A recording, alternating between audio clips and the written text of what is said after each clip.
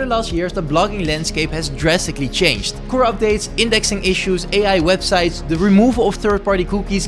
Is blogging even worth it anymore? Well, honestly, I'm not 100% sure, but I do think there are a couple of things you can do to keep your site above water. First one being social medias. This seems to be particularly trendy lately, with lots of people flocking to either Facebook, Pinterest or both. The idea behind this is that you post relevant content to these massive platforms and then bring those visitors to your website where they'll be monetized. So there are two ways to go about this. You can either try and grow these socials organically, or you use paid ads. From what I've seen, organic growth is best suited for Pinterest, while paid growth is best suited for Facebook. Now, since I personally don't want to invest any more money into my websites, I won't take the Facebook route just yet, but it's definitely a great option. Take Ann Moss for example. She's getting nearly 1 million page views a month from her Facebook pages. The same goes for niche site Lady on X, who recently shared she made over $15,000 in a single month from Facebook traffic. Definitely give these two amazing ladies a follow, by the way. But the idea is that you run ads to your Facebook page to gain likes and then funnel these likes to your website. It definitely sounds a lot easier than it actually is, but when you nail down the formula, you can very steadily invest like 5 cents per like while making 7 cents per visitor. That's a virtual money printer for you. This sounds like a new opportunity. The other option to use is Pinterest. Now this actually has my preference because it leans itself much more through organic growth, or in other words, you don't need to invest anything to get started. Creating pins and actually pinning them is a rather easy process. You can easily pin 5 to 10 times a day with minimal effort, but these pins can gain massive traction. I mean, just look at this nearly 5-year-old Pinterest account. I started this one for my very first site and it hasn't received any pins in nearly 4 years, yet it still gets over 16,000 monthly views. Granted, only a couple of people click through to the actual website, but just imagine actually pinning instead of letting the account sit dormant for like 4 years. I can definitely see why people flock to the Pinterest and Facebook methods.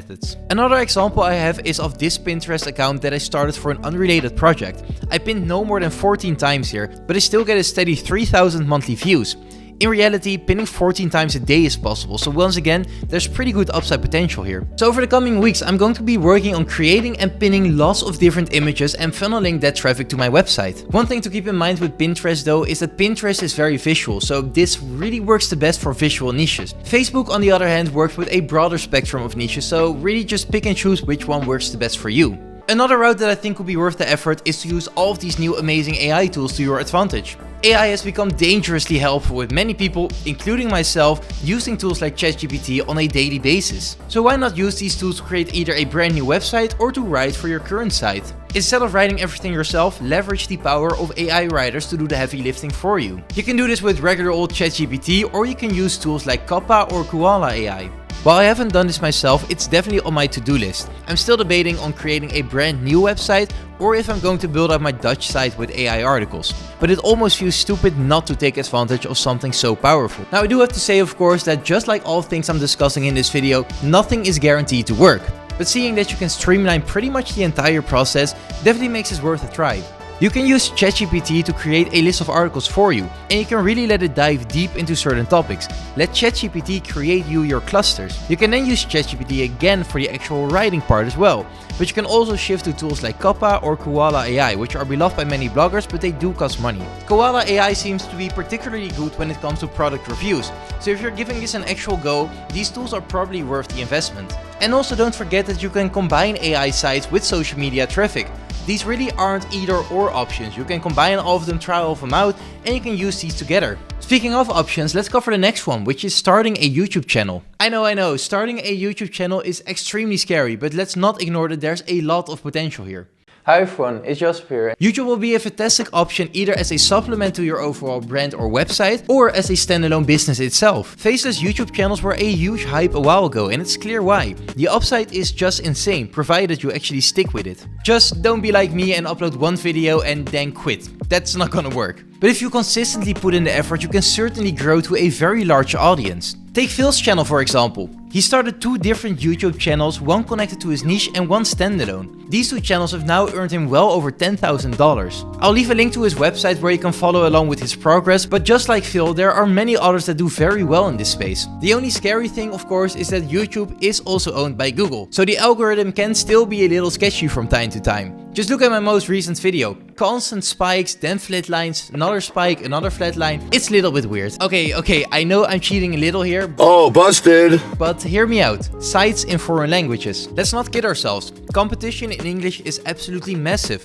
Everyone who's starting this is typically starting a site in English. And rightfully so, because not only does pretty much the entire world speak English, but the RPMs are also a lot higher. So combine high search potential with high earnings potential and it makes sense why everyone flocks to English websites. But it leaves a gap for the lucky few of us that speak another language. I, for example, am Dutch and I own 2 Dutch websites. And while the sites are extremely small and the content is pure garbage, they still rank, so just imagine how a site like this would look like if you actually put in the effort. Take this site for example. It's the one I covered in this video and it's the only site I'm actually still working on. Yes, the numbers are small, but considering the quality and quantity, this is still pretty decent. And this once again gives an opportunity to be combined with the other options that I mentioned earlier. You can use AI to create the content for your site, then you curate and improve it yourself a little bit and then post it to your site.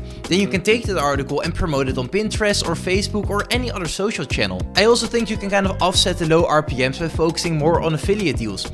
In the Netherlands, for example, most affiliate programs give like 8 to 10% commission. Compare that to the like 3% that Amazon gives and you can see that there's still a lot to be gained here. And then there's the route that I chose, which is to no longer focus too much on blogging as a means of making money. I understand that there are a lot of people still making an absolute killing with blogging. I even use many of them as examples in this video, but somehow, some way, it just doesn't really work out for me anymore. And there comes a point where you just have to take the L and continue on. For me, that point was January of 2023. That's when I was done with blogging and decided to go with the last option, which is to just focus my efforts on something else. Ever since 2021, I could just never get a site off the ground. And despite me trying for more than 2 years, it never worked. So instead of trying again and again and probably not have it work, I decided to throw in the towel and focus my efforts on other things, such as this YouTube channel. I also got a regular 9 to 5 and I'm trying out different things such as selling on Etsy or starting a print-on-demand store. But there are many different routes to take here. Focusing on socials can lead to more visitors on your actual website, but it can also lead to a very large social following. And the same goes for YouTube channels, and these can be businesses on their own.